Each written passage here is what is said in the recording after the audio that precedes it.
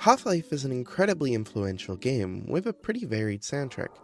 It can go from moody, isolating, and atmospheric with vague voices, to harsh and industrial with diabolical adrenaline guitar. The overall ambience it builds is really isolating, and it pulls you in so many directions, similar to the game's many twists and turns. It's a somewhat short soundtrack, but the mood it creates really makes you feel like you're in the thick of it with Gordon. In a 2011 interview, Kelly Bailey stated that the initial Half-Life 1 soundtrack was something that he had put together fairly quickly as a side project. The soundtrack features heavy use of sample CDs, which definitely helped for quicker production. For more info on this, here's a video by Velvetic. It shows some direct samples that Kelly Bailey used, and I think it's definitely worth a look. For a soundtrack loved by many, a soundtrack release would be expected. So let's have a look at the official soundtrack releases.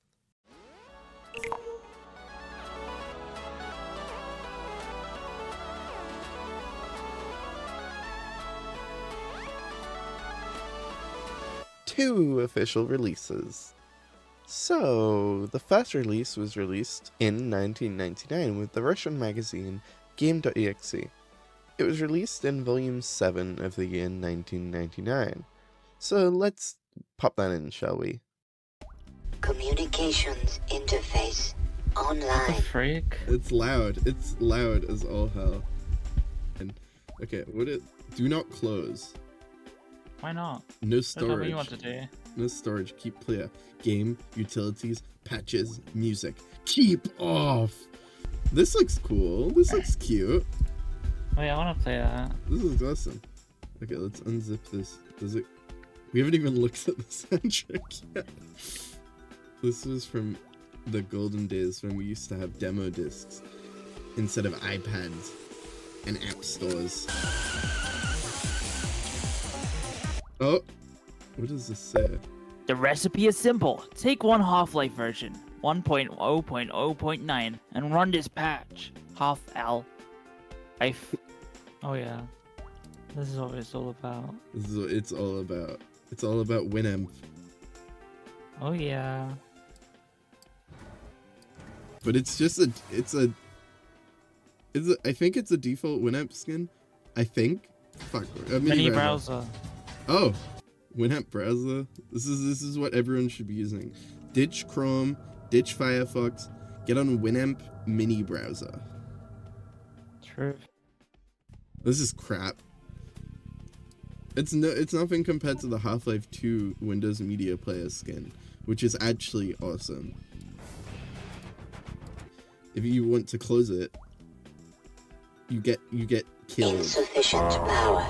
HEV shutting down. Fuck. It's over for me. In the 90s, CD soundtrack releases were a lot rarer over in the West. The majority of CD-ROM games had their music perfectly readable, and you could pop in any game CD into your CD player and listen to the soundtrack without its own release. A standalone would have been lovely to have though, because my Half-Life game discs are there for holding up my monitor and cracking jokes. Half-Life's sound design and music were all really, really important. Kelly Bailey created the sound engine and strived for realistic sound design and interactions with the world. It's a pretty big understatement to suggest how important Kelly Bailey's vision was to the team and the game itself. So, let's talk about the other soundtrack release. Half-Life, produced by Doug Laurent. Wait, Doug Laurent? Not Kelly Bailey? Who made the soundtrack? What exactly is this? The Discogs page gives us a pretty good amount of information here. It was released as both a CD and vinyl in 1998, same year that Half-Life released. Doug Laurent himself was a German trance DJ in the 90s to early 2000s. Doug has over 350 songs spanning his career under multiple different aliases. His whole thing was dance music, which he was really successful in. He produced a few high-profile remixes for artists like LaBouche and Culture Beat. And besides this, he has a few cult classics under his belt. The tracks themselves? As listed, it's 4 remixes of something. I couldn't quite figure out any direct samples from Half-Life itself. It does feature a sample of a voiceover dub talking about Half-Life, but in the context of radioactive weapons. And we hope that all mankind is clever enough not to use any of these weapons, since radioactive half-life will make contaminated areas unusable for any form of life for thousands of years. Somewhat loosely fitting the game's themes, these tracks all fall under the genre of trance, characterized by long build-ups and intended for playing in a club. I think whether you like them is up to personal taste. They're pretty repetitive, but trance is more so something you'd listen to at a club. I mean, if one of these songs came on at a club, I'd probably say, oh my god, it's Doug Laurent's Half-Life. But the average person would probably be able to bob their head to it. There wasn't much discussion on this record generally. A few posts over the past couple decades with some pretty mixed signals. Some users believed it had nothing to do with Sierra, some users believed it was made to cash in on Half-Life's success, and by some users, I meant me. I believed for a little while that Doug Laurent was just bag chasing. How did this CD and vinyl end up existing in the first place? The record label is listed on the CD itself, and it's Synsonic.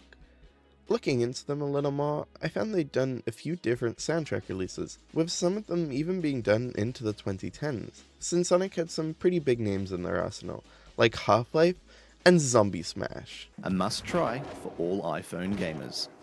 This, unfortunately, didn't lead too far into the actual legitimacy of the label.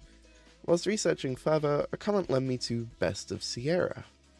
If you aren't aware, Sierra published the first Half-Life game. Valve themselves aren't too fond of Sierra. They actually had a pretty big lawsuit against Vivendi, who now owns Sierra, and this nearly resulted in Valve going bankrupt to protect their IPs. Sierra themselves, also known as Sierra Online at the time, published many games. You want info on these many games? And do you also live in Germany? Well, do I have a magazine for you. Best of Sierra is pretty easy to scan through, as a lot of copies are available on Sierra Chest. Looking for a few issues, you can see some pretty cool promotional spreads for Half-Life. And when you look further towards the back, it shows you a nice little catalog. This catalog included many goodies with items such as Sierra branded hoodies and Sierra branded coasters. First appearing in Volume 6 was a certain CD by a certain somebody. The description itself roughly translates to 4 spacey trench tracks to rocket to. Vital for real Half-Life fans. Published by Doug Laurent, known musician behind big chart hits like Culture Beat and La Bouche. Even further at the back of the magazine were writing competitions, with the prizes sometimes being Doug Laurent's Half-Life CD. Maybe it's too late to write in?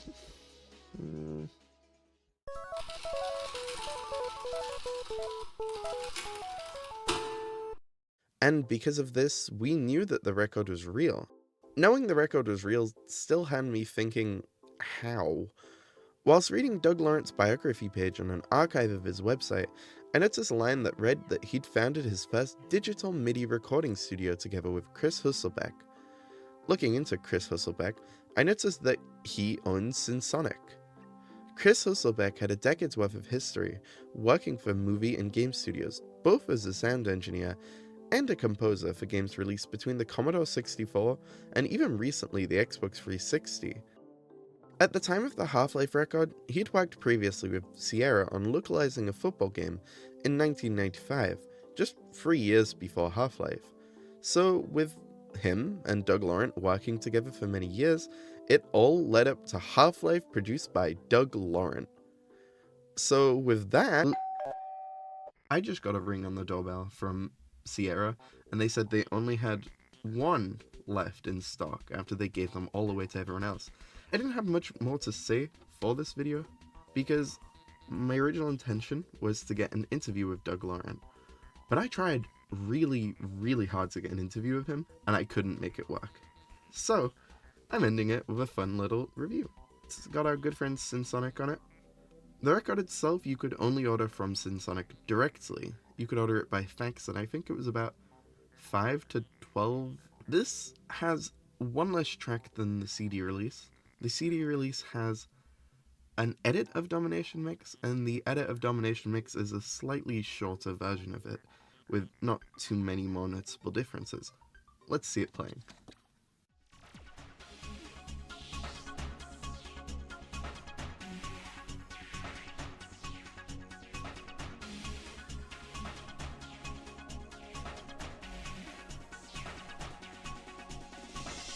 And we hope that all mankind is clever enough not to use any of these weapons, since radioactive half-life will make contaminated areas unusable for any form of life.